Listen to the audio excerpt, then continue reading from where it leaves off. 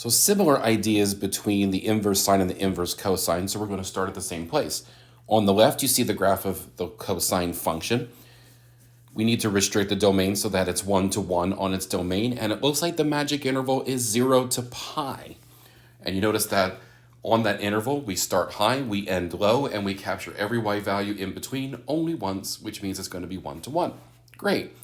So we're going to define the inverse cosine function, very similar to the inverse sine function, cosine with an exponent of -1. We can also call it the arc cosine. I do know that your book doesn't really do that. Some books do. And what that means is if I plug something into the inverse cosine of x, remember how trig functions normally work. I plug in an angle and the function spits out a ratio. So here we're going to plug in a ratio and we're going to spit out an angle, okay? So the only angles that this function is going to be able to spit out is anything from 0 to pi. And we're only going to be able to put in anything, I don't know why I have 0 to 1 here. Domain should be -1 to 1. That's what I meant. Okay, so getting used to some values here. So just looking purely at the graph of the inverse cosine function. We'll say cosine inverse of -1 is pi, and you can reason that out because cosine of pi is -1.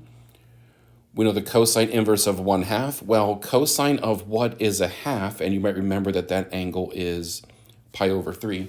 So you see the logic we have to use here. You almost have to think about the exact value to get to kind of backtrack. So that means the cosine inverse of 1/2 is pi over 3. And if you try to find the cosine inverse of 1.5, you're not going to get anything as long as your calculator is working correctly. It should be undefined because, again, when you apply the cosine to an angle, you're never going to get anything bigger than 1. So if I try to find an angle with a ratio of 1.5, it ain't going to happen, okay? So that's undefined. So talking about the inverse properties, this is kind of the same stuff.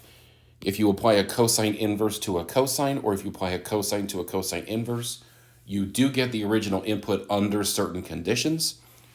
Similar thing happens here where if my first encounter is the cosine inverse of x, I have to make sure that I'm plugging in something that's defined, so I'm anywhere between -1 and 1.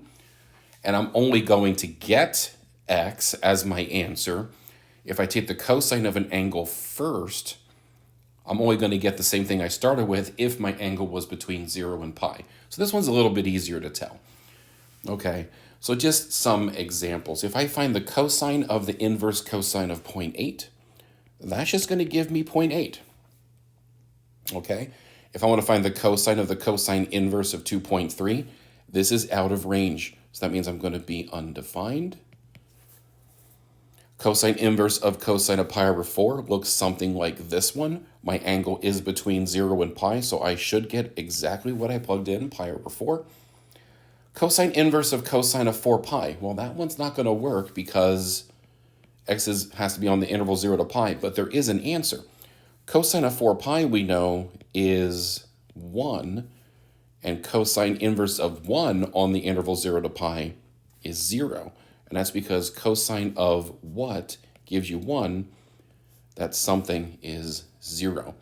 So there is working with the inverse cosine graph. Coming up next, inverse tangent.